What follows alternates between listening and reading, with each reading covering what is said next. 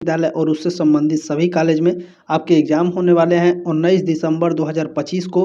BA third semester में sociology यानी समाजशास्त्र के पेपर कोड है SOC 201 F। पेपर का नाम क्या है? Social change and social control. ठीक है, पहले आपका पेपर होता था social change and social movement. ठीक है, वो भी 2 पेपर होता था, अब आपका केवल एक ही पेपर होगा। ठीक है, इस क्लास में हम लोग 2024-25 शास्त्र का क्वेश्चन पेपर कवर करेंगे, 2023-24 शास्त्र का क्वेश्चन पेपर और 2022 का भी मैं आपको प्रोवाइड करा दूंगा। एक अलग यूनिवर्सिटी का भी क्वेश्चन पेपर मैं आपको प्रोवाइड कराने वाला हूं, तो इस क्लास में बने रहिएगा लास्ट तक। सारे क्वेश्चन मोस्ट इंपॉर्टेंट है। ठीक है, पिछले 3 वर्षों में जो क्वेश्चन पेपर आपको मैं दूंगा उसको आप लोग भी देखेंगे बहुत ही ध्यान से। ठीक है, चलिए क्लास को स्टार्ट करते हैं। चलिए क्लास को स्टार्ट करते हैं सबसे पहले। और जो भी बात करना है हम लोग क्लास के बीच में नहीं बात करेंगे, ना ही शुरुआत में बात करेंगे। हम लोग जो भी बात करना है लास्ट में बात करेंगे। जो भी इंपॉर्टेंट चीज़ है मैं लास्ट में बता दूंगा। ठीक है, पहले हम लोग क्लास को स्टार्ट करते हैं। देखिए, पहला क्वेश्चन आपसे पूछा गया है, उद्विकासीय प्रक्रिया किस प्रकार से होती है? उद्विकासीय प्रक्रिया ये किस प्रकार से होती है? तो उद्विकासीय प्रक्रिया ये आपका सामान्यता से विशिष्टता की ओर जाने वाली क्रमिक परिवर्तन जो होती है उद्विकासीय प्रक्रिया होती है। ठीक है ना, ऑप्शन नंबर सी करेक्ट है क्वेश्चन नंबर पहले का। हो गया, आगे बढ़ें। ये क्लियर हो गया ना, उद्विकासीय प्रक्रिया किस प्रकार से होती है? सामान्यता से विशिष्टता की ओर जाने वाली क्रमिक परिवर्तन। नेक्स्ट क्वेश्चन, सारे क्वेश्चन ध्यान से देख लीजिएगा। ठीक है, चलिए, निम्नलिखित में से कौन सा आधुनिकीकरण की मुख्य विशेषता है? आधुनिकीकरण की मुख्य विशेषता क्या है? औद्योगिकरण एवं नगरीकरण में जो वृद्धि होती है इससे आधुनिकीकरण होता है। ठीक है ना, मॉडर्नाइजेशन कैसे होता है? Modernization increase industrialization and urbanization. ठीक है ना, बी ऑप्शन राइट है क्वेश्चन नंबर दूसरे का। चलिए क्वेश्चन नंबर तीसरा देखें, पूछा गया है निम्नलिखित में से कौन सा युग्म सही नहीं है? ये जो आपका क्वेश्चन पेपर है 2024-25 वाला है, ध्यान रखिएगा। ठीक है, कौन सा, ठीक है, इनमें से कौन सा सही सुमेलित नहीं है? तो देखें, वर्ग संघर्ष को कार्ल मार्क्स ने दिया था, याद कर लीजिएगा, मोस्ट इंपॉर्टेंट है। तो ये सही है आपका। वर्ग संघर्ष को किसने दिया था? वर्ग संघर्ष को कार्ल मार्क्स ने दिया था। ठीक है, विलासी वर्ग की अवधारणा किसने दी थी? वेबलेन ने दी थी। आपके एग्जाम में पूछता है विलासी वर्ग की अवधारणा किसने दी? वेबलेन महोदय ने दी थी। ठीक है ना, सांस्कृतिक विलंबना की अवधारणा किसने दी थी? अकबर्न महोदय ने दी थी। ठीक है ना, तो आप कहेंगे गुरुजी यही आपका असुमेलित है, मतलब युग्म सही नहीं है, तो बिल्कुल सही है आपका। ठीक है, सी ऑप्शन आपका युग्म सही सुमेलित नहीं है, क्योंकि सांस्कृतिक विलंबना की अवधारणा को अकबर्न महोदय ने दिया था। आपसे एग्जाम में पूछता है कि सांस्कृतिक गतिशीलता की अवधारणा को किसने दी? सोरोकिन महोदय ने दी है। ठीक है, चलिए अगला क्वेश्चन है 4 नंबर, विचारकों के निम्नलिखित समूहों में से कौन सा रेखीय सामाजिक परिवर्तन से संबंधित है? रेखीय सामाजिक परिवर्तन से कौन संबंधित हैं? ये जो आपके हैं इनमें से जो महान व्यक्ति हैं जैसे आगन्स काम्टे हैं, विल्फ्रेड पेरेटो हैं, कार्ल मार्क्स हैं, ये इनमें से कौन रेखीय सामाजिक परिवर्तन से संबंधित है? बिल्कुल, देखें आपके जो आगन्स काम्टे हैं, हर्बर्ट स्पेंसर हैं और कार्ल मार्क्स हैं, ये तीनों आपके रेखीय सामाजिक परिवर्तन से संबंधित है। बी ऑप्शन आपका करेक्ट है।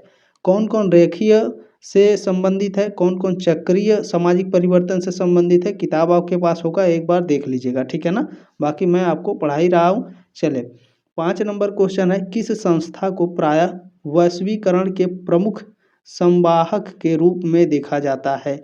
वैश्वीकरण के प्रमुख संवाहक के रूप में विश्व बैंक को भी देखा जाता है, वर्ल्ड बैंक को, IMF जो पाकिस्तान को हमेशा लोन देता रहता है। ठीक है ना, अंतर्राष्ट्रीय मुद्रा कोष इसका फुल फॉर्म है, और WTO वर्ल्ड ट्रेड ऑर्गेनाइजेशन विश्व व्यापार संगठन, ये भी क्या है आपका वैश्वीकरण संवाहक के रूप में देखा जाता है इन तीनों को। तो ऑप्शन नंबर डी आपका करेक्ट हो जाएगा, उपरोक्त सभी। ठीक है, चले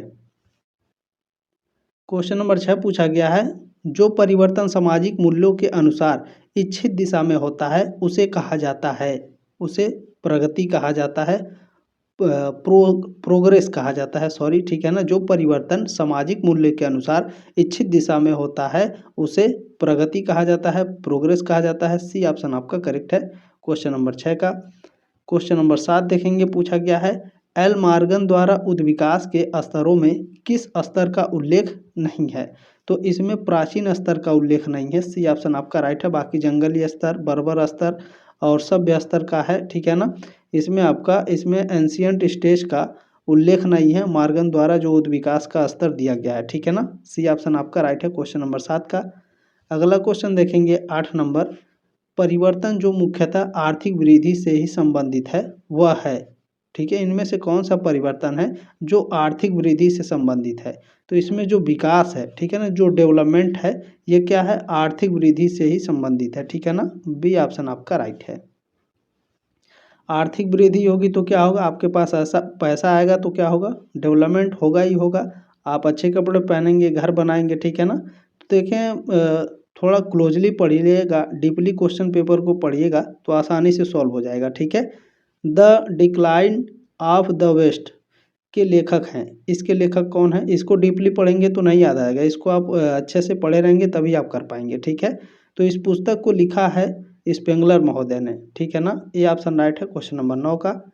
अगला क्वेश्चन देखेंगे 10 नंबर, निम्नलिखित में से कौन सामाजिक परिवर्तन का प्रौद्योगिकीय कारक नहीं है? सामाजिक परिवर्तन का प्रौद्योगिकीय कारक कौन नहीं है? तो देखिए यंत्रीकरण, कृषि की नई प्रविधियां, संचार के उन्नत साधन, ये तीनों आपके सामाजिक परिवर्तन के प्रौद्योगिकी कारक हैं। आधुनिकीकरण, मॉडर्नाइजेशन, ठीक है, ये आपका सामाजिक परिवर्तन के प्रौद्योगिकी कारण नहीं है। सी ऑप्शन आपका राइट हो जाएगा, ठीक है।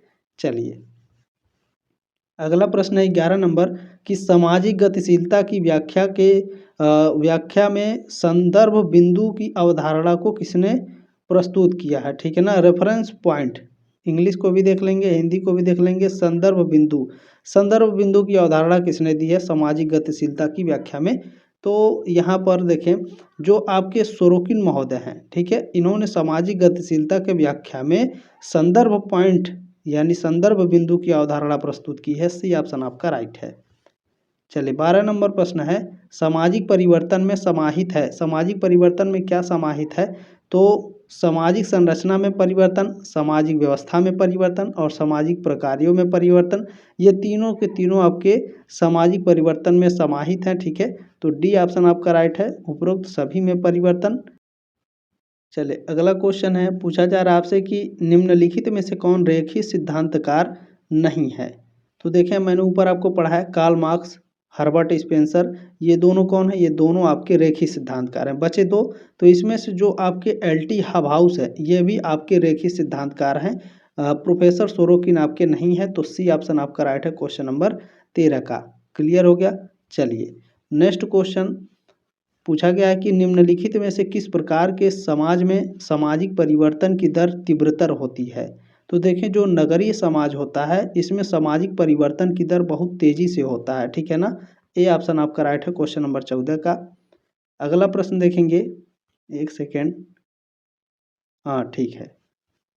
नेक्स्ट क्वेश्चन है 15 नंबर पूछा गया है, श्रीनिवास के अनुसार निम्नांकित में से कौन सा एक तत्व लौकिकीकरण की प्रमुख विशेषता है? तो देखें जो आधुनिकता है और बुद्धिवाद है, ये दोनों को दोनों लौकिकीकरण की मुख्य विशेषता है, ठीक है, तो श्रीनिवास के अनुसार। तो ऑप्शन नंबर सी करेक्ट हो जाएगा क्वेश्चन नंबर 15 का, ठीक है ना। एम.एन. श्रीनिवास, ध्यान रखिएगा। नेक्स्ट क्वेश्चन देखें पूछा गया है, थर्स्टीन वेवलेन के अनुसार सामाजिक परिवर्तन का मुख्य कारक क्या है? थर्स्टीन वेवलेन के अनुसार तो इसका मुख्य कारण है प्रौद्योगिकी, ठीक है, टेक्नोलॉजी। ये ऑप्शन आपका राइट है। क्लियर हो गया ना। चलिए 17 नंबर क्वेश्चन देखेंगे, पूछा जा रहा है आपसे कि कार्ल मार्क्स के अनुसार निम्नलिखित कारकों में से कौन सा सामाजिक परिवर्तन का निर्धारक है? सामाजिक परिवर्तन का निर्धारक कार्ल मार्क्स के अनुसार उत्पादन की प्रणाली है, ठीक है, mode of production. C option right है क्वेश्चन नंबर 17 का। अगला क्वेश्चन देखेंगे 18 नंबर पूछा जा रहा है, पारंपरिक समाजों पर वैश्वीकरण का संभावित प्रभाव क्या है? तो इसका संभावित प्रभाव क्या है? सांस्कृतिक समरूपता, ठीक है, पारंपरिक समाजों पर वैश्वीकरण का संभावित प्रभाव क्या है? सांस्कृतिक समरूपता, ठीक है ना, कल्चरल होमोजेनिसेशन, ठीक है। बी ऑप्शन आपका राइट है क्वेश्चन नंबर 18 का। मेरे पंक्चुएशन उतना क्लियर नहीं होते हैं क्योंकि मैंने शुरू से ही हिंदी पढ़ा है, ठीक है। चलिए 19 नंबर क्वेश्चन क्या है, किसने सांस्कृतिक विलंबना का सिद्धांत प्रतिपादित किया। ये हर साल क्वेश्चन आता है, ठीक है। सांस्कृतिक विलंबना की अवधारणा किसने दी है, हर साल क्वेश्चन आता है, अकबर्न महोदय ने दी है। बी ऑप्शन आपका राइट है, ठीक है। इससे रिलेटेड जितने भी क्वेश्चन होंगे बुक में से आप लोग जरूर पढ़ लेंगे, ठीक है, बाकी तो मैं पढ़ा ही रहा हूँ। देखिए नेक्स्ट क्वेश्चन है कि माइकियट मैरियट, जो माइकियम मैरियट हैं, इनके अनुसार स्वदेशी सभ्यता की महान परंपरा की प्राथमिक विशेषता क्या है। तो इसकी प्राथमिक विशेषता है यह छोटी परंपरा से तत्वों को सार्वभौम बनाता है, ठीक है ना। क्लियर हो गया। अच्छा ठीक है, एक बार और पढ़ा देते। देखिए स्वदेशी सभ्यता की महान परंपरा की प्राथमिक विशेषता क्या है मैकियम मैरियट के अनुसार। तो यह छोटी परंपरा जो होती है इसमें तत्वों को ये सार्वभौमिक बना देता है, ठीक है। सी ऑप्शन राइट है क्वेश्चन नंबर 20 का। चलिए क्वेश्चन नंबर 21 देखें। प्रश्न का लेवल आप लोग पढ़ रहे हैं ना, किताब में से पढ़े होंगे या सीरीज में से पढ़े होंगे, उन प्रश्नों से ये जो आप पढ़ रहे हैं ये बहुत ही अलग है, ठीक है। बहुत ही ज़बरदस्त तरीके से पेपर सेट किया गया था, तो ध्यान रखेंगे, तैयार रहिएगा अच्छे से, ठीक है। देखिए निम्नलिखित में से किसे सांस्कृतिकरण और पश्चिमीकरण दोनों अवधारणाओं की सीमा के रूप में प्रस्तुत किया गया है। तो देखें वे मुख्य रूप से सांस्कृतिक सामाजिक परिवर्तन का विश्लेषण करते हैं, संरचनात्मक दृष्टि से नहीं, ठीक है। ये ऑप्शन राइट है क्वेश्चन नंबर 21 का। क्लियर हो गया। चलिए प्रश्न नंबर 22 देखें। सामाजिक विकास के संदर्भ में व्यक्तियों और समाजों के बीच क्या संबंध है। तो इनके बीच में क्या संबंध है, बिल्कुल सामाजिक विकास के संदर्भ में व्यक्तियों और समाज के बीच में क्या संबंध है। देखें विकास की प्रक्रिया में व्यक्ति और समाज परस्पर एक दूसरे को प्रभावित करते हैं। सी ऑप्शन आपका राइट है। क्लियर हो गया। चले नेक्स्ट क्वेश्चन देखेंगे, 23 नंबर है। संस्कृतिकरण मुख्य रूप से संदर्भित करता है। संस्कृतिकरण जो होता है ये मुख्य रूप से निचली जातियों द्वारा उच्च जाति की प्रथाओं को अपनाने की जो प्रक्रिया होती है, ठीक है, इसे संस्कृतिकरण कहते हैं।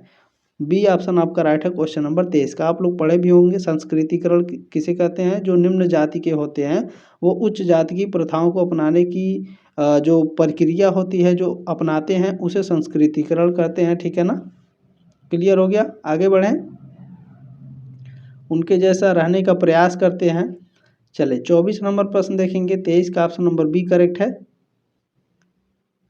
23 का ऑप्शन नंबर बी करेक्ट है, ठीक है ना। हाँ ठीक है। चलिए 24 नंबर प्रश्न देखें। एम.एन. श्रीनिवास के अनुसार निम्नलिखित में से कौन पश्चिमीकरण की अवधारणा के तहत सम्मिलित नहीं है।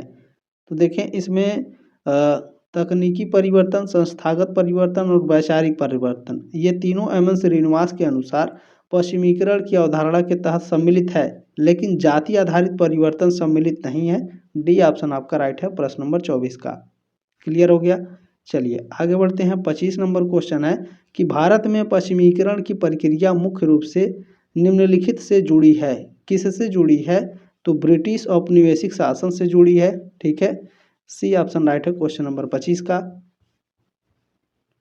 26 नंबर क्वेश्चन पूछा गया है से कि संस्कृतिकरण और पश्चिमीकरण के बीच संबंध के बारे में निम्नलिखित में से कौन सा कथन सही है।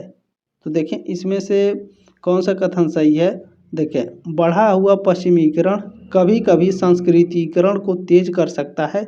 सी ऑप्शन राइट है क्वेश्चन नंबर 26 का। चलिए अगला क्वेश्चन है, पूछा जा रहा है आपसे कि पश्चिमीकरण की किस आलोचना से पता चलता है कि यह गैर पश्चिमी प्रभावों के लिए जिम्मेदार नहीं है। यह किसकी आलोचना है, यह तर्क है, आपत्ति है या फिर आत्म आलोचना है। तो देखें इस क्वेश्चन में लेकर के बहुत ही ज़्यादा डाउट है, ठीक है ना। तो मेरे हिसाब से यहाँ पर एम.एन. श्रीनिवास की ये आत्म आलोचना होनी चाहिए। इन्होंने कहा था कि पश्चिमीकरण की जो आलोचना है इससे पता चलता है कि गैर पश्चिमी प्रभावों के लिए जिम्मेदार नहीं है, ठीक है ना। यहाँ पर डी ऑप्शन मेरे हिसाब से राइट होना चाहिए, ठीक है। चलिए एक दो क्वेश्चन ऐसे होते हैं जो बहुत ही हार्ड होते हैं, ये क्वेश्चन पेपर ही हार्ड बनाया गया था। देखिए किस समाजशास्त्री ने भारतीय समाजशास्त्र में संस्कृतिकरण की अवधारणा पेश की। किसने पेश की थी, तो एम.एन. श्रीनिवास ने पेश की थी। बी ऑप्शन राइट है क्वेश्चन नंबर 28 का। मेरे हिसाब से डी ऑप्शन ही राइट होना चाहिए इसका, क्वेश्चन नंबर 27 का। ठीक है, चलिए 29 नंबर क्वेश्चन है कि संस्कृतिकरण किस प्रकार जाति व्यवस्था को चुनौती देते हुए इसे विरोधाभासी रूप से सुदृढ़ कर सकता है। तो इसे किस प्रकार से सुदृढ़ कर सकता है, तो ध्यान रखिएगा, ऊंची जातियों की संस्कृति प्रथाओं को वांछनीय और श्रेष्ठ मानकर। ठीक है, सी ऑप्शन आपका राइट है।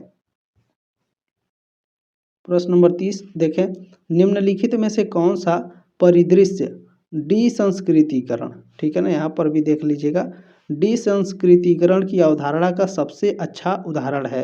तो देखें जो ब्राह्मण है मांस और मदिरा का सेवन करने लगे। ठीक है, ये क्या है, ये डी संस्कृतिकरण की अवधारणा का सबसे अच्छा उदाहरण है। ठीक है ना, बी ऑप्शन आपका राइट है क्वेश्चन नंबर 30 का।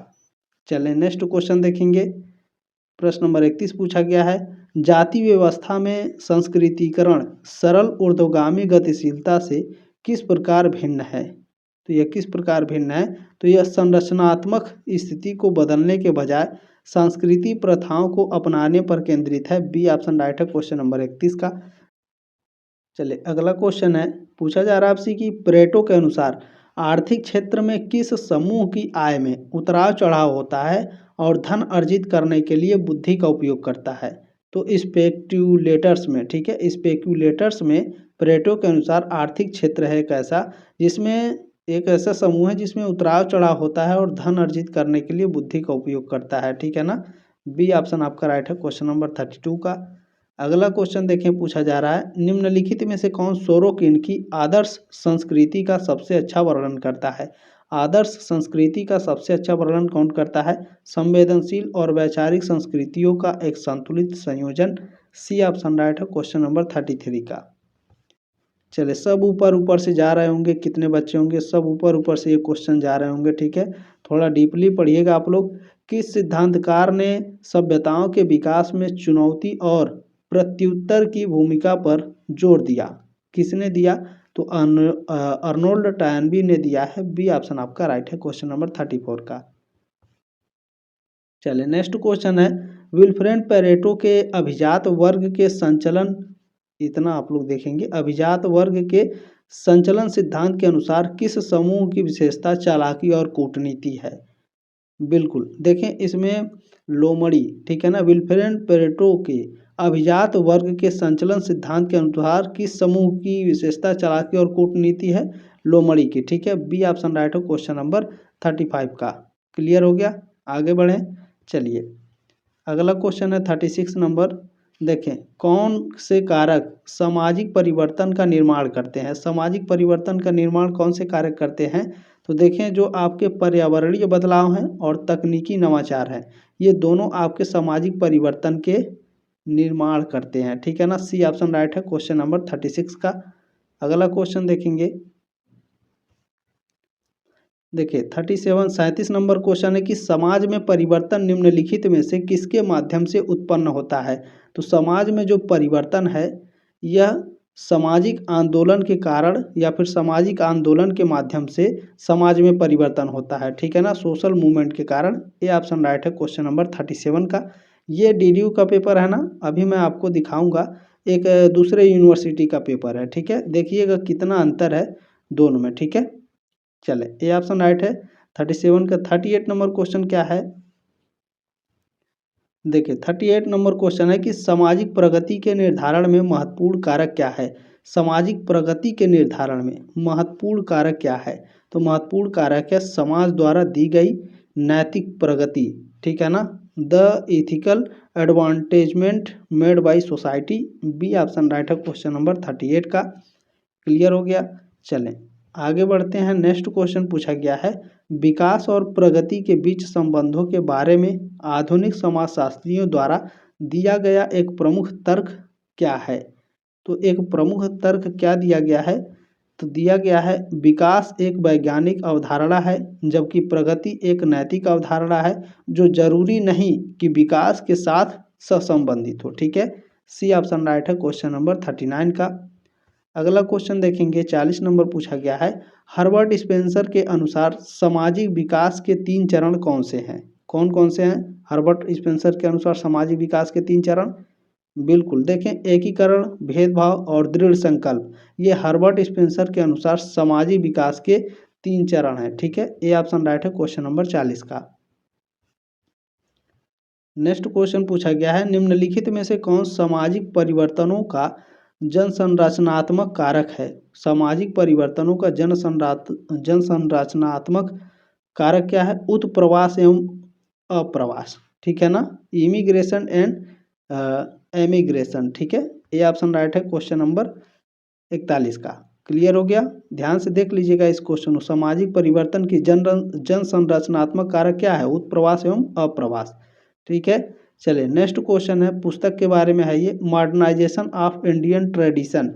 इस पुस्तक को लिखा है योगेंद्र सिंह ने। ठीक है, अच्छा, योगेंद्र सिंह के पुस्तकों के नाम और एम.एन. श्रीनिवास के पुस्तकों के नाम बहुत ही ज़्यादा फेमस है। अच्छे से आप लोग याद कर लीजिएगा बुक में से भी। ठीक है ना, आप लोग पूछते रहते हैं कौन सा टॉपिक पढ़े गुरुजी, तो मैं बताते चलूँगा, आप लोग देखते रहिएगा। अभी आपका 19 तारीख को एग्जाम है। किस प्रकार के सामाजिक परिवर्तन की विशेषता लोगों के विश्वासों, मूल्यों और मानदंडों में बदलाव है? तो यह सांस्कृतिक परिवर्तन में। ठीक है ना, किस प्रकार के सामाजिक परिवर्तन? तो सांस्कृतिक परिवर्तन की विशेषता लोगों की विश्वासों, मूल्यों और मानदंडों का बदलाव है, कल्चरल चेंज। ठीक है, ये ऑप्शन आपका राइट है 43 का। नेक्स्ट क्वेश्चन है 44 नंबर, देखिए पूछ रहा है आपसे कि कौन सा कारक एक समाज से दूसरे समाज में सांस्कृतिक तत्वों के प्रसार को संदर्भित करता है? सांस्कृतिक तत्वों के प्रसार को सांस्कृतिक प्रसार। ठीक है, यहाँ पर सांस्कृतिक नहीं लिखा हुआ, केवल डिफ्यूजन लिखा है, प्रसार लिखा है, तो कोई बात नहीं, डी ऑप्शन आपका राइट है। कौन सा कारक एक समाज से दूसरे समाज में सांस्कृतिक तत्वों के प्रसार को संदर्भित करता है? सांस्कृतिक प्रसार। ठीक है, डी ऑप्शन आपका राइट है। आगे बढ़ें, कल्चरल डिफ्यूजन आप लोग देख लीजिएगा, अगर एग्जाम में आ जाएगा तो अच्छे से इसे कवर कर लेंगे। ठीक है, चले सांस्कृतिक प्रसार। नेक्स्ट क्वेश्चन क्या है 45 नंबर है कि निम्नलिखित में से कौन सा एक क्रांतिकारी सामाजिक परिवर्तन का एक उदाहरण है?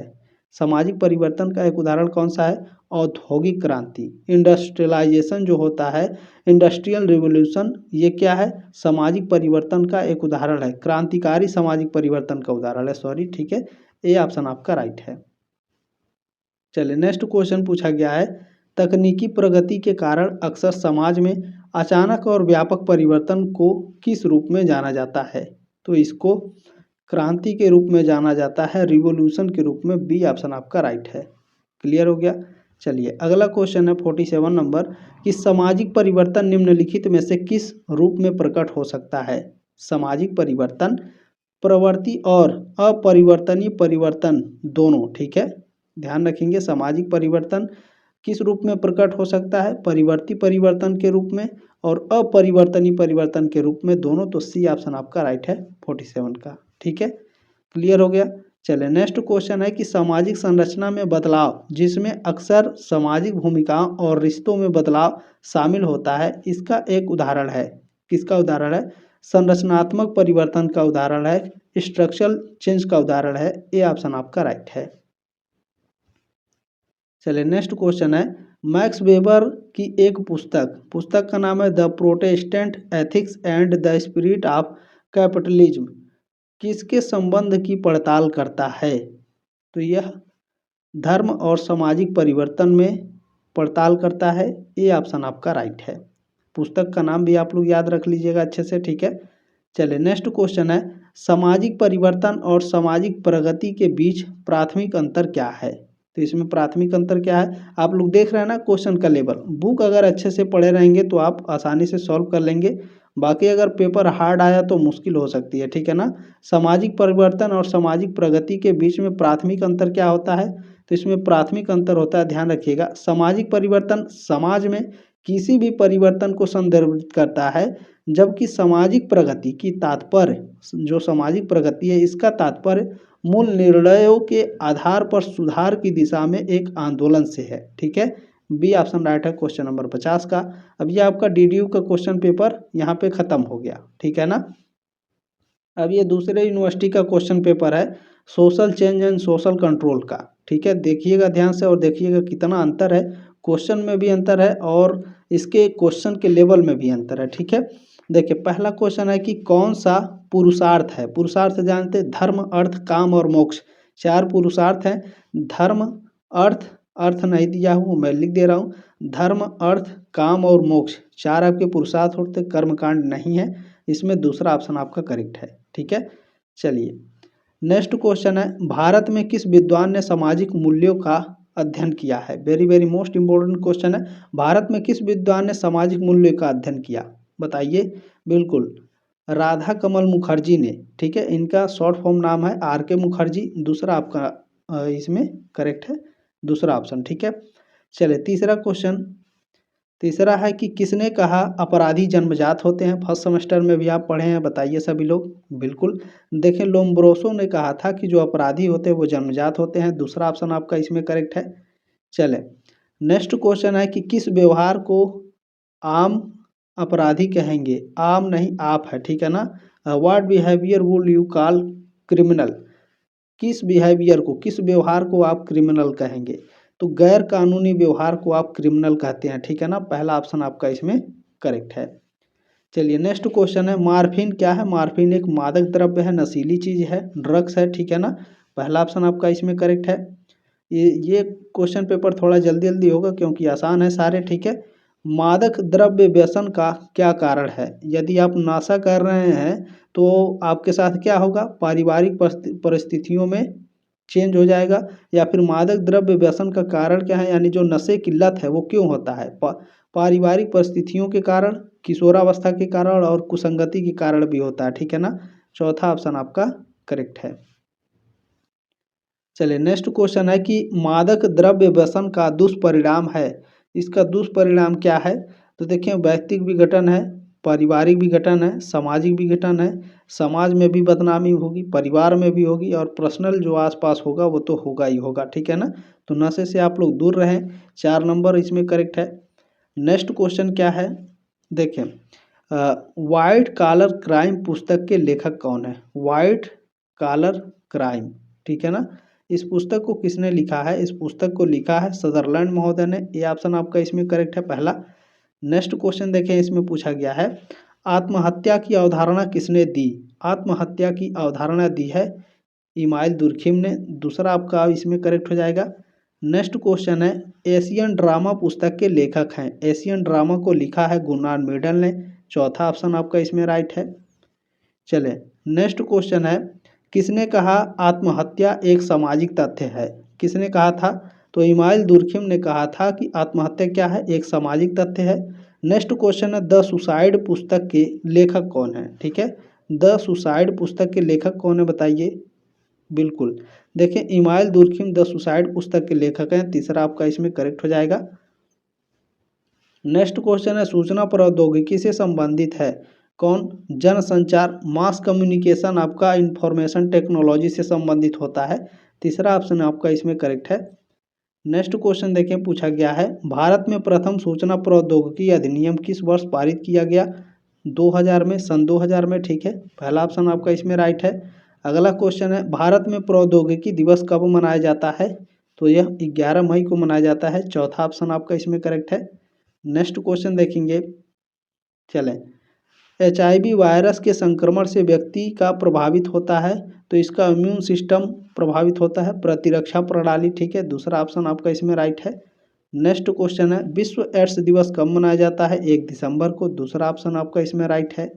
देख रहे हैं कितना आसान क्वेश्चन पूछे गए हैं। एड्स की बीमारी का कारण है, एड्स की बीमारी का कारण है वायरस। ठीक है, पहला ऑप्शन आपका इसमें करेक्ट है। साइबर अपराध की प्रकृति होती है, साइबर अपराध की प्रकृति अज्ञात होती है। ठीक है ना, अननोन होती है। पहला ऑप्शन आपका इसमें करेक्ट हो जाएगा।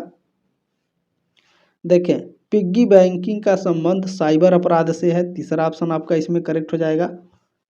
नेक्स्ट क्वेश्चन देखें, क्या पूछा गया है, कंप्यूटर नेटवर्क से संबंधित अपराध होते हैं, तो साइबर अपराध होते हैं। दूसरा ऑप्शन है इसमें आपका करेक्ट हो जाएगा। नेक्स्ट क्वेश्चन देखें, पूछा गया है लोक जीवन में भ्रष्टाचार का संबंध किससे है। चरित्र के संकट से है, चोरी, बेईमानी, डकैती आपके कैरेक्टर में है, तो भ्रष्टाचार संभव है लोक जीवन में। ठीक है ना, चौथा ऑप्शन आपका इसमें राइट हो जाएगा। चले नेक्स्ट क्वेश्चन है सामाजिक ढांचे में होने वाले परिवर्तन को क्या कहते हैं। सामाजिक ढांचे में होने वाले परिवर्तन को सामाजिक परिवर्तन कहते हैं। चौथा ऑप्शन आपका इसमें राइट है। नेक्स्ट क्वेश्चन है सामाजिक परिवर्तन की प्रकृति होती है तुलनात्मक, गुणात्मक या सार्वभौमिक। तो यह आपका सभी है, ठीक है। सामाजिक परिवर्तन की प्रकृति तुलनात्मक, गुणात्मक और सार्वभौमिक भी होती है। देख रहे हैं क्वेश्चन मिल रहा है, लेकिन कितने आसान क्वेश्चन पूछे गए हैं। यंत्रों एवं उपकरणों से कौन संबंधित है। यंत्रों और उपकरणों से प्रौद्योगिकी यानी टेक्नोलॉजी संबंधित है। पहला ऑप्शन आपका इसमें राइट हो जाएगा। नेक्स्ट क्वेश्चन है कौन सा प्रौद्योगिकी कारक है। कौन सा प्रौद्योगिकी कारक है। तो देखिए मशीनें, आवागमन के साधन, संदेश वाहन के साधन, ये सभी आपके क्या है प्रौद्योगिकी कारक हैं, टेक्नोलॉजी फैक्टर हैं, ठीक है। चलिए नेक्स्ट क्वेश्चन पूछा गया है कौन सा प्रौद्योगिकी का प्रभाव है, ठीक है। टेक्नोलॉजी का प्रभाव क्या होता है। तो टेक्नोलॉजी का प्रभाव है मूल्यों में परिवर्तन, स्त्रियों की परिस्थिति में परिवर्तन, जीवन शैली में परिवर्तन, सभी हो जाएगा। चौथा आपका इसमें करेक्ट हो जाएगा। नेक्स्ट क्वेश्चन है निम्नलिखित में से कौन संस्कृति का भाग है। संस्कृति का भाग कौन सा है। तो देखें संस्कार, विश्वास, धर्म, ये सभी आपके संस्कृति के भाग हैं। चौथा ऑप्शन आपका इसमें राइट है। चलिए नेक्स्ट क्वेश्चन है व्यक्ति के सीधे हुए व्यवहार को क्या कहते हैं। सीखे हुए व्यवहार है, सॉरी फॉर दिस। जो व्यक्ति के सीखे हुए बिहेवियर होते हैं उसको क्या कहा जाता है, संस्कृति कहा जाता है। चौथा ऑप्शन आपका इसमें राइट है। देखिए सांस्कृतिक विलंबना का सिद्धांत किसने दिया, इसमें भी क्वेश्चन पूछा गया है, अकबर्न महोदय ने। तीसरा ऑप्शन आपका इसमें राइट है। अगला क्वेश्चन देखिए पूछा गया है जनसंख्या से संबंधित विज्ञान है, जननांकिकी विज्ञान है। पहला ऑप्शन आपका इसमें राइट है। नेक्स्ट क्वेश्चन पूछा गया है सामाजिक परिवर्तन का प्रतिमान नहीं है। सामाजिक परिवर्तन देखें रेखीय होता है, चक्रीय होता है, तरंगी यानी वेव के रूप में भी होता है, भौतिक नहीं होता है। चौथा आपका इसमें करेक्ट है। चलिए नेक्स्ट क्वेश्चन है सामाजिक मूल्यों में परिवर्तन को कहते हैं। सामाजिक मूल्यों का जो परिवर्तन होता है इसको सामाजिक मूल्यों में परिवर्तन को रेखीय परिवर्तन कहते हैं। पहला ऑप्शन आपका इसमें राइट है। चले फैशन में परिवर्तन चक्रीय होता है, ठीक है। जो फैशन है ये क्या है, चक्रीय परिवर्तन है। तीसरा आपका इसमें करेक्ट है 34 नंबर प्रश्न का। नेक्स्ट क्वेश्चन देखेंगे 35 नंबर, क्या पूछा गया है आपसे संस्कृति को भौतिक और अभौतिक में किसने बांटा। जो संस्कृति है, ठीक है ना, जो कल्चर है इसको भौतिक यानी मोरल एंड, ठीक है, नॉन मोरल में किसने बांटा है। तो ये बांटा है अकबर्न महोदय ने। चौथा आपका इसमें राइट है। क्लियर हो गया। चलें नेक्स्ट क्वेश्चन है 36 नंबर। देखें प्रौद्योगिकी परिवर्तन को कहते हैं, टेक्नोलॉजी चेंज को क्या कहा जाएगा बताइए। तो इस क्वेश्चन में थोड़ा डाउट है, लेकिन मेरे हिसाब से तरंगी होगा, ठीक है, वेव होगा, क्योंकि जो टेक्नोलॉजी परिवर्तन होते हैं ये पुराने वाले बेस पर ही आपके नए बनाए जाते हैं, ठीक है ना। तो मेरे हिसाब से तरंगी होना चाहिए। तीसरा ऑप्शन यहाँ पे करेक्ट होना चाहिए, या फिर इनमें से कोई नहीं होगा, ठीक है। बाकी अभी मेरे हिसाब से तीसरा ही ऑप्शन करेक्ट है। चले बाकी अगर नहीं है तो छोड़ देते हैं इस क्वेश्चन को, ठीक है। कौन भौतिक संस्कृति का उदाहरण नहीं है। भौतिक संस्कृति का उदाहरण नहीं है, देखें इसमें मशीनें, उपकरण और बर्तन। अच्छा भौतिक संस्कृति क्या है, जिसको आप छू देंगे वो क्या है, भौतिक संस्कृति है, या फिर भौतिक चीज़ें हैं, ठीक है। जिसको आप टच कर सकते हैं हाथ से उसे भौतिक चीज़ें कहा जाता है। तो मशीनों को आप टच कर सकते हैं, उपकरण को भी, बर्तन को भी टच कर सकते हैं। आप अपने विचारों को टच नहीं कर सकते हैं, केवल महसूस कर सकते हैं। तो ये क्या है, अभौतिक संस्कृति का उदाहरण है, ठीक है ना। यानी भौतिक संस्कृति का उदाहरण नहीं है कौन, विचार। चौथा ऑप्शन आपका इसमें राइट है। बाकी मशीनें, उपकरण और बर्तन ये भौतिक संस्कृति के उदाहरण हैं, ठीक है। ये अभौतिक संस्कृति का उदाहरण है विचार। चलिए नेक्स्ट क्वेश्चन है कौन अभौतिक संस्कृति का उदाहरण है। अभौतिक संस्कृति का उदाहरण कौन सा है, देखें जिसको आप छू सकते हैं वो क्या है, भौतिक संस्कृति का उदाहरण है। तो कपड़े को आप छू सकते हैं तो ये क्या हो गया, भौतिक संस्कृति, ठीक है। ये क्या पूछा है, अभौतिक संस्कृति। विश्वास, विचार, प्रथा ये तीनों आपके अभौतिक हैं, ठीक है।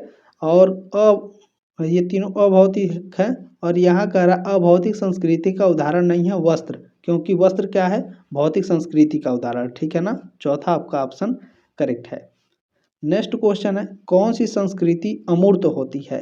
तो देखें जो आपकी अभौतिक संस्कृति होती है ये अमूर्त होती है, भौतिक संस्कृति मूर्त होती है। ठीक है, तो पहला ऑप्शन आपका इसमें करेक्ट हो जाएगा।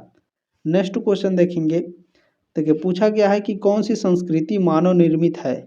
भौतिक संस्कृति मानव निर्मित है जिसे आप छू सकते हैं, वो क्या है, सभी जो आप छूते हैं, मशीनें, टीवी, फ्रिज, एसी, कूलर, ये सारी चीज़ें क्या हैं, भौतिक चीज़ें हैं, मानव निर्मित है, तो इसे आप छू सकते हैं। ठीक है, पहला ऑप्शन आपका इसमें करेक्ट हो जाएगा 40 नंबर पर क्वेश्चन का। ठीक है, चलिए नेक्स्ट क्वेश्चन क्या है, कौन सी संस्कृति मूर्त होती है।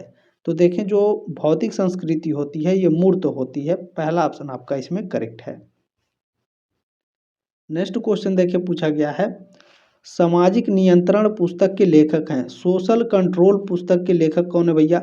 सोशल कंट्रोल पुस्तक को लिखा था E.A. रॉस महोदय ने। ठीक है, दूसरा ऑप्शन आपका इसमें करेक्ट है।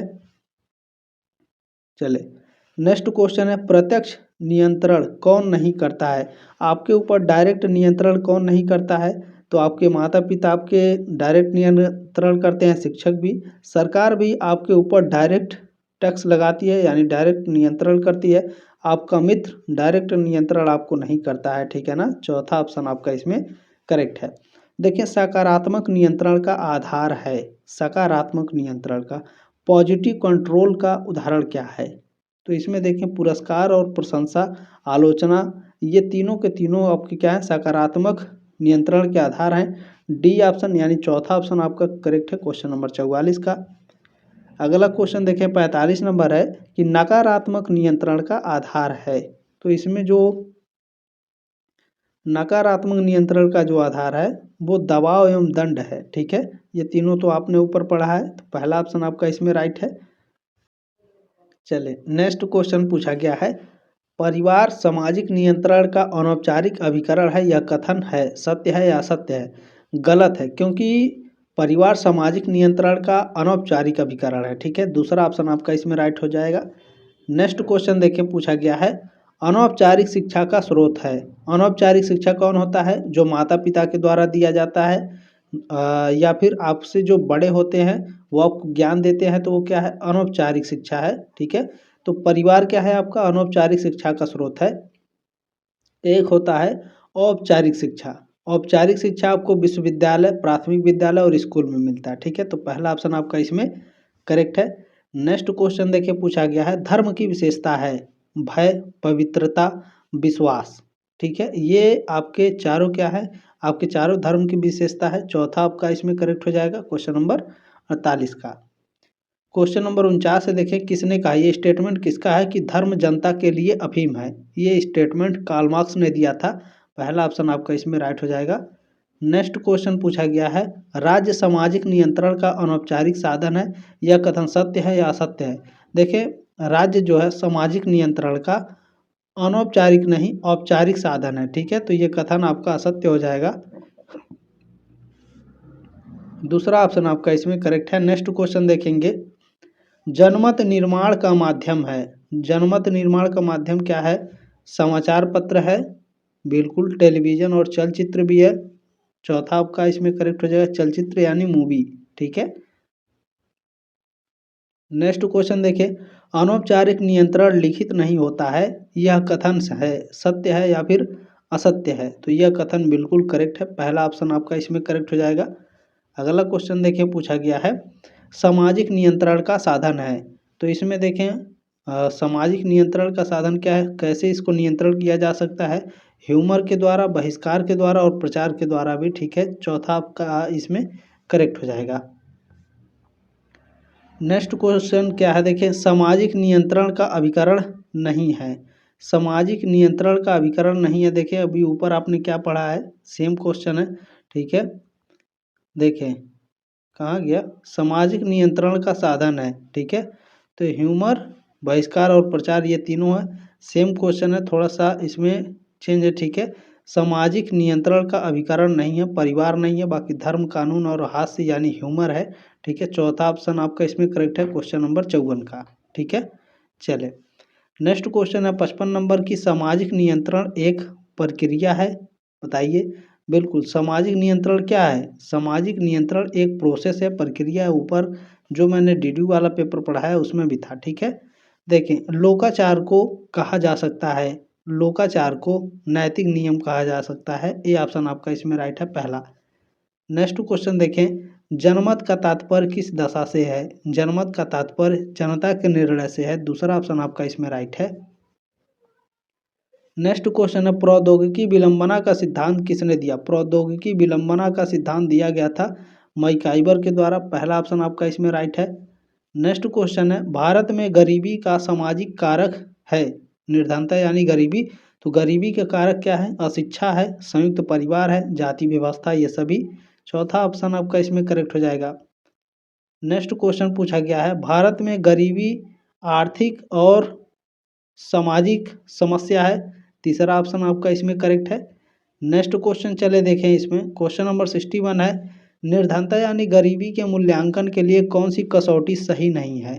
तो इसमें देखें प्रति व्यक्ति आय आपका सही नहीं है, पहला ऑप्शन आपका राइट हो जाएगा।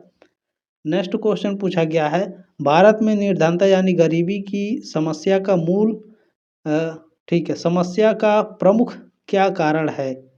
तो इसमें प्रमुख कारण क्या बताया जाए? औद्योगिक विवाद है, भाषाई विवाद है, जनसंख्या विस्फोट। बिल्कुल ठीक है, जनसंख्या विस्फोट जो है निर्धनता यानी गरीबी का प्रमुख कारण हो जाएगा। तीसरा ऑप्शन आपका करेक्ट है। करेक्ट तो इसमें पूरा है, ठीक है, लेकिन पूछा है प्रमुख कारण क्या है, तो जनसंख्या विस्फोट, ठीक है ना। बढ़ती हुई जनसंख्या गरीबी का मुख्य कारण है। दहेज का कारण है अंतर्विवाह का नियम, अनुलोम विवाह की प्रथा, महंगी शिक्षा प्रणाली इस कारण भी है। चौथा ऑप्शन आपका इसमें करेक्ट हो जाएगा। नेक्स्ट क्वेश्चन है 64 नंबर, दहेज प्रथा का दुष्परिणाम नहीं है। दुष्परिणाम कौन सा नहीं है? देखें पारिवारिक समन्वय ये आपका दुष्परिणाम नहीं है ना, ठीक है ना। दूसरा ऑप्शन आपका इसमें करेक्ट हो जाएगा। चलें नेक्स्ट क्वेश्चन है, महिलाओं के प्रति घरेलू हिंसा का द्योतक है मनोवैज्ञानिक दुर्व्यवहार, शारीरिक और यौनिक भी, ठीक है ना। चौथा ऑप्शन आपका इसमें राइट हो जाएगा। चलिए नेक्स्ट क्वेश्चन आपसे पूछा गया है, ठीक है, दहेज निरोधक अधिनियम किस वर्ष पारित किया गया? दहेज निरोधक अधिनियम ये पारित किया गया था 1961 में। पहला ऑप्शन आपका इसमें करेक्ट है, प्रश्न नंबर 66 का, ठीक है। चलिए अगला क्वेश्चन है, पूछा गया है कि घरेलू हिंसा महिला सुरक्षा कानून कब पारित किया गया? तो यह पारित किया गया था 2005 में। पहला ऑप्शन आपका इसमें राइट हो जाएगा। नेक्स्ट क्वेश्चन देखें, भारत में दहेज प्रथा का क्या कारण है? भारत में दहेज प्रथा का कारण है पुरुष प्रधानता, धार्मिक विश्वास और कुलीन विवाह, ये भी। चौथा आपका इसमें करेक्ट हो जाएगा। चले नेक्स्ट क्वेश्चन है, महिला घरेलू हिंसा से संबंधित हो सकते हैं सास, जेठ, देवर, ये सभी क्या हैं आपके? ये तीनों प्राणी जो है महिलाओं से घरेलू हिंसा हो सकते हैं, ठीक है ना। चौथा ऑप्शन आपका इसमें राइट हो जाएगा। नेक्स्ट क्वेश्चन क्या है, घरेलू हिंसा में सम्मिलित नहीं है, पासवर्ड चोरी करना सम्मिलित नहीं है। तीसरा ऑप्शन आपका इसमें राइट है। चलें वृद्ध लोगों के अकेलेपन की समस्या का कारण है केंद्रक परिवार में वृद्धि हो जाना। तीसरा ऑप्शन आपका इसमें राइट है। नेक्स्ट क्वेश्चन है कि मूल्यों के संकट का निदान है। मूल्यों के संकट का निदान क्या है? तो नैतिक शिक्षा, मूल्यपरक शिक्षा और भ्रष्टाचार की समाप्ति, ये सभी। चौथा आपका इसमें करेक्ट हो जाएगा। चलिए नेक्स्ट क्वेश्चन है, व्यक्ति में सामाजिक मूल्यों के अंतरीकरण का साधन है, क्या है? सीखने की प्रक्रिया, ठीक है ना। इसमें तीसरा ऑप्शन आपका राइट है 73 का। नेक्स्ट क्वेश्चन देखिए, पूछा गया है भारत में कौन सी दशा शिष्टाचार के पतन का कारण नहीं है? तो इसमें प्राथमिक संबंधों में वृद्धि। तीसरा ऑप्शन आपका इसमें राइट है। चलें प्रश्न नंबर 75 नंबर है कि कौन सी दशा मूल्यों के संकट को अभिव्यक्त करती है? तो भ्रष्टाचार करती है। दूसरा ऑप्शन आपका इसमें राइट है। चलिए बाकी के जो क्वेश्चन पेपर है आपको वो कहाँ मिलेंगे, कैसे मिलेंगे, तो मैं बता दूं, टेलीग्राम ग्रुप अभी ज्वाइन नहीं किए हैं तो आप लोग ज्वाइन कर लीजिएगा। उसमें मैंने सारे क्लास सेंड कर दिए हैं। अगर आप नहीं पा रहे हैं क्लास तो आप डायरेक्ट मुझे मैसेज करिएगा 7607574584, ठीक है। ये व्हाट्सएप पे भी मैं आपको क्लास सेंड कर दूंगा, सीधे प्लेलिस्ट ही सेंड कर दूंगा। दिक्कत की कोई बात नहीं है, बशर्ते आपका एग्ज़ाम अच्छा चला जाए, ठीक है। बाकी के जो क्वेश्चन पेपर है हर साल सॉल्व कराने का, मेहनत करने का कोई मतलब नहीं है, ठीक है। 11 महीने पहले मैंने आपके पेपर सॉल्व कराए थे 2022-23 का, ठीक है, आप लोग देख सकते हैं यहाँ पर 2022-23 का सॉल्व कराया था मैंने। SOC 201 पेपर कोड भी चेंज हो गया और पेपर का नाम में मूवमेंट की जगह आपका कंट्रोल आ गया है। ठीक है, बस इतना ही चेंज हुआ है, ध्यान रखिएगा। तो ऐसा नहीं है कि SOC 202 लिखा है तो हम नहीं देखेंगे, ऐसा नहीं है, देखना है। क्योंकि पहले आपका 2 पेपर होता था, अब आपका एक ही पेपर होता है। यानी 8 यूनिट होता था तो 4 यूनिट एक बार, 4 यूनिट एक बार, 2 पेपर। अब आपका 6 यूनिट है, एक ही बार हो जाता है, 2 यूनिट काट दिया गया है। ठीक है, तो ये सारे क्लास आप लोग देख लीजिएगा, ठीक है ना। एक मैंने मॉडल पेपर भी दिया है, इसको भी देख लेंगे, और SOC 202 इसको भी देख लेंगे। और ये मिलेगा कैसे, बाकी मैंने बता दिया है। टेलीग्राम ग्रुप में नंबर भी है, मैसेज करिए, तुरंत आपको मैं भेज दूंगा। ठीक है, चलिए, बाकी क्लास कैसी लगी कमेंट के माध्यम से ज़रूर बताइएगा। जल्द मिलेंगे आपके नेक्स्ट क्लास में, तब तक के लिए जय हिंद, वंदे मातरम।